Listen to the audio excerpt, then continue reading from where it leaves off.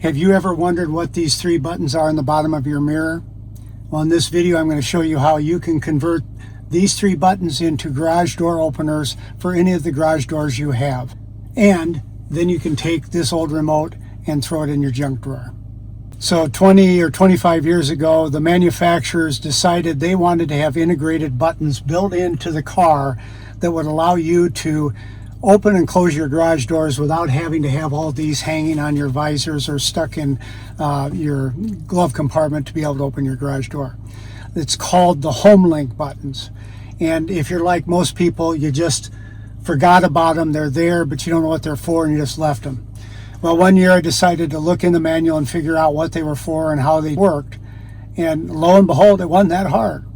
So what I want to do today is walk you through the simple steps to program one of these buttons to open your garage door. So if you're ready to get started, let's get going. All right, the first step we're going to go through is resetting all the buttons. And you're saying, well, why in the heck are we resetting the buttons?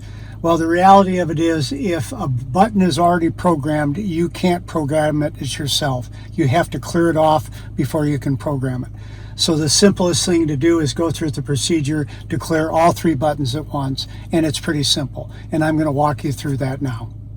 All right, to complete the reset, we're going to press this button and this button, the two outer buttons at the same time, and hold them until the display on the mirror either disappears or starts flashing rapidly. So let's give it a shot. I'm going to press them, the outside ones on each side. I'm going to hold them both in. You can see the light on the mirror. And remember, don't give up on this button. You have to go until they start rapidly flashing. And there you go. It's flashing, so we can let go.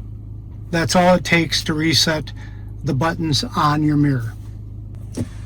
All right, step number 2 is training this button here to act like this remote. And the process is this. You hold the remote close to the mirror and simultaneously press this button and button number 1 to cause the light to appear on the mirror, and you keep pushing until it becomes flashing rapidly.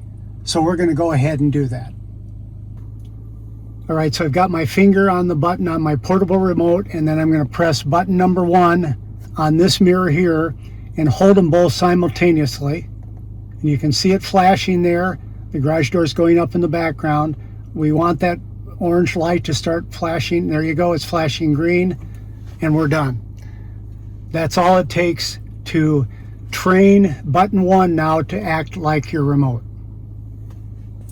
Now, here's a checkpoint in this process. If you have an old garage door opener that's early to mid 90s or earlier, you may be done. And the simple way you can find out if you're done is press button number 1 and see if your garage door opens. I'll do it here and it won't make any difference. My door doesn't go up. So I've got a newer garage door opener. And the reason this is the earlier models had just one code that was being broadcast from the remote to the opener. Well, because of security, the garage door companies changed that, so there's a rolling code. And for that rolling code to work in the newer openers, you have to go into the opener head in the garage, climb up on the ladder, press the learn button, and once the light comes on, you have 30 seconds to come back to the car and then press the 1 button to make it activate. So we're going to go in the garage now and go through that process. All right, you can see I'm in my garage now, and I have a little portable ladder underneath my garage door opener. So before we do anything more, here's a safety warning. If you have any reservations about climbing a ladder and raising your arm up and pushing a button, do not do it. Find a family member, find a friend, find a neighbor that's willing to come over and do this process. And the process is really simple, and I'll show you when we get up there. All you're going to do is push a button on the bottom of the opener that is a learning button until the light comes on, and then you climb back down the ladder, go out to your car, and then we press button 1 and finish the procedure.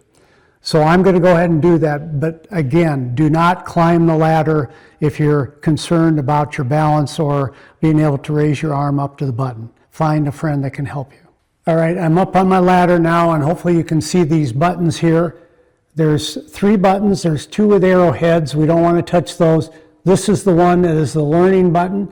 And what I'm going to do is push that until the light shows up and starts blinking. And then we're done activating the learning mode.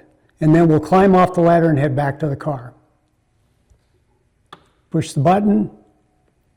And you can see the light now and the flashing light. It's time to head back to the car. So now to complete step 4 is we press and hold the button number 1 for 2 seconds and let go.